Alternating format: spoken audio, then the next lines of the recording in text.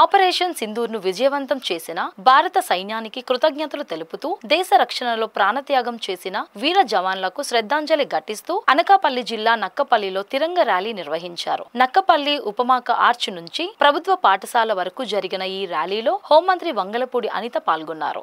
భారత్ మాతాకి జై, వందే మాతరం నినాదాలతో ఆ ప్రాంతమంతా మారుమోగింది. కార్యక్రమంలో భాగంగా మాజీ సైనికులకు సన్మానం చేసిన హోంమంత్రి మాజీ సైనికులు దేశం కోసం ఎంతో సేవ చేశారని వ్యాఖ్యానించారు. ఈ సందర్భంగా హోంమంత్రి అనిత మాట్లాడుతూ పహల్గాంలో ఉగ్రవాదులు పర్యాటకులను అతి దారుణంగా కాల్చి చంపారని, 2 తెలుగువారు కూడా ప్రాణాలు కోల్పోయారని అన్నారు. ఆపరేషన్ సింధూర్కు 2 మహిళలు నాయకత్వం వహించారని, ఉగ్ర స్థావరాల మీదనే దాడులు చేశారని, పాకిస్తాన్ ప్రజలపై ఎలాంటి దాడులు చేయలేదని అన్నారు. అలాగే మన సైన్యం పాకిస్తాన్ పై కయ్యానికి కాలు దువ్వలేదన్నారు. ఈరోజు దేశమంతా ఒకటే, మనమంతా ఒకటే. అంబేద్కర్ గారు ఇచ్చిన రాజ్యాంగం ప్రకారం ఇక్కడ కులమత భేదాలు లేవు.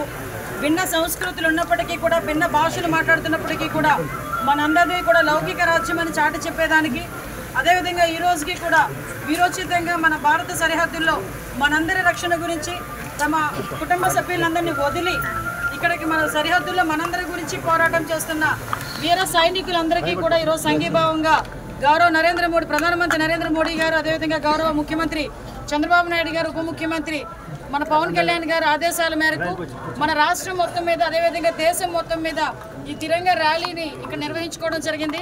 దేశ రక్షణ కోసం చేసిన పోరాటంలో 23 సంవత్సరాల మురళీ నాయక్ మరణించడం చాలా బాధాకరమని, ఆయనకు రైల్వేలో ఉద్యోగం వచ్చినా దేశ రక్షణ కోసం సైన్యంలో చేరారని కొనియాడారు. మురళీ నాయక్ తల్లికి సెల్యూట్ చెయ్యాలని, ఆయన కుటుంబానికి అందరం అండగా ఉండాలని అన్నారు. మన దేశంలో భిన్న సంస్కృతులు, భిన్న భాషలు, భిన్న మతాల వారు ఉన్నారని, మన ఐక్యతను దెబ్బతీసేలా పాకిస్తాన్ కుటిల ప్రయత్నాలు చేస్తుందని ఆరోపించారు.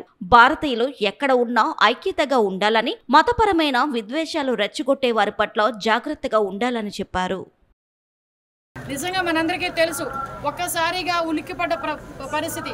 పెహల్గామ్ అని చెప్పి అక్కడ టూరిస్టులందరూ వెళ్తే ఎంతో చక్కగా అక్కడికి వెళ్ళి రిటర్న్ వస్తారు అనుకునేసరికి వాళ్ళ కళ్ళ ముందే వాళ్ళ కుటుంబ సభ్యులను చంపిన పరిస్థితి చూసాం. అది కూడా చంపడం ఎలా చేశారంటే, నువ్వు ఏ మతానికి సంబంధించిన వాడివి, హిందువా ముస్లిమా అని అడిగి అదే వాళ్ళ కుటుంబ సభ్యుల ముందు అతి దారుణంగా కాల్చి చంపిన పరిస్థితి. అలా జరిగిన కాల్పుల్లోని మనకి తెలుసు, వైజాగ్ నుంచి చంద్రమౌళి గారు, అదేవిధంగా నెల్లూరు కావలికి సంబంధించిన మధుసూదన్ గారు, మన తెలుగు వాళ్ళు కూడా అందులో చనిపోయారు. సుమారుగా 26 మందిలో 2 తెలుగు వాళ్ళు కూడా అందులో చనిపోవడం జరిగింది.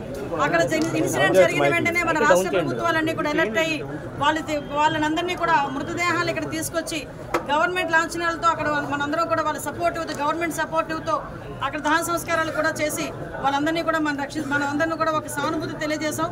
ఆ కుటుంబాలకు భరోసా ఇచ్చాం. కానీ తర్వాత స్టార్ట్ అయింది అసలు విషయం అంతా కూడా.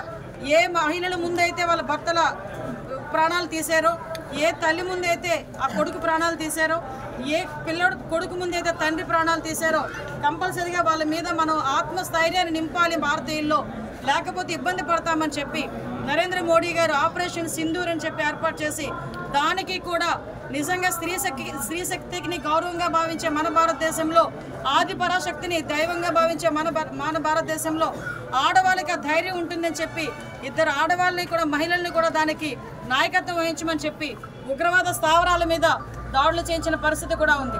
ఆ తర్వాత జరిగిన పరిణామాలు కూడా చూశారు. మనం ఎక్కడా కూడా పాకిస్తాన్ ఇన్ని సంవత్సరాలు అయిందమ్మా, మీకు కూడా ఒక విషయం తెలియాలి. మనందరికీ కూడా భారతదేశం స్వతంత్రం వచ్చి 2 సంవత్సరాలు అయింది. మన భారతీయులు ఏ దేశంలోకి వెళ్ళి ఎవరిని కూడా చంపాలని ప్రయత్నం చేయలేదు. ఇప్పుడు వచ్చి కయ్యానికి కాలు దువ్వలేదు. మాకు ఇలా చేయకపోతే మిమ్మల్ని చంపేస్తామని ఎవరిని బెదిరించడం లేదు. మనం ఎప్పుడూ కూడా ప్రొటెక్షన్ మాట్లాడుకున్నాం. ఎవరైనా మన జోలికి వస్తేనే తిరిగి మనం వాళ్ళ జోలికి వెళ్తాం. అంతే తప్పించి ఎప్పుడు కూడా మనం కావాలని ముందుకు వచ్చి వెళ్ళే పరిస్థితి ఎక్కడ కూడా కనిపించదు. మనం ఎక్కడ కూడా ఉగ్రవాదుల స్థావరాల మీద వేసాం కానీ మామూలు ప్రజల మీద ఏ రోజు కూడా మన ప్రతాపం చూపించలేదు. పాకిస్తానీలు ఇక్కడ చాలా మంది ఉన్నప్పటికీ కూడా ఏ రోజు పాకిస్తానీ వాళ్ళ మీద మనం జూలం చూపించలే. అదే భారతీయులు కనుక పాకిస్తాన్లో ఉంటే మన భారతీయులు ఎన్ని ఇబ్బందులు పెట్టాలో అన్నీ చూసాం. మన భారతదేశం భిన్న సంస్కృతులు ఉంటుంది, భిన్న మతాలు ఉంటాయి, భిన్న భాషలు మాట్లాడే ఉంటారు. ఇక్కడే మనం ఇక్కడ కూడుకున్న వాళ్ళలోనే భిన్న భిన్న మతాలకు సంబంధించిన వాళ్ళు ఉన్నారు, భిన్న భాషలు మాట్లాడే వాళ్ళు ఉన్నారు. అటువంటి భారతదేశాన్ని ఎలాగైనా విచ్ఛిన్నం చేయాలి, ఎలాగైనా వీళ్ళ సమగ్రతను అభివృద్ధిని ఆటంకపరచాలని ఆ పాకిస్తాన్ చేసిన కుట్రలో భాగం. ఇందాక పెద్దలు చెప్పారు నాగేష్ గారు 1947 నుంచి కూడా పోరాటం చేస్తున్నాం ఇదే పాకిస్తాన్తో. 2016 మనకి అక్కడ 2016లో కూడా మనం సర్జికల్ స్ట్రైక్ చేసుకున్నాం. 2019లో ఎయిర్ స్ట్రైక్స్ చేశారు. అన్నీ చేసిన ఈ రోజుకి కూడా పాకిస్తాన్కి బుద్ధి రాకుండా ఏదో రకంగా మనం ప్రొవోక్ చేస్తూనే ఉన్నారు. అయినా కూడా సంయమనం పాటించాం.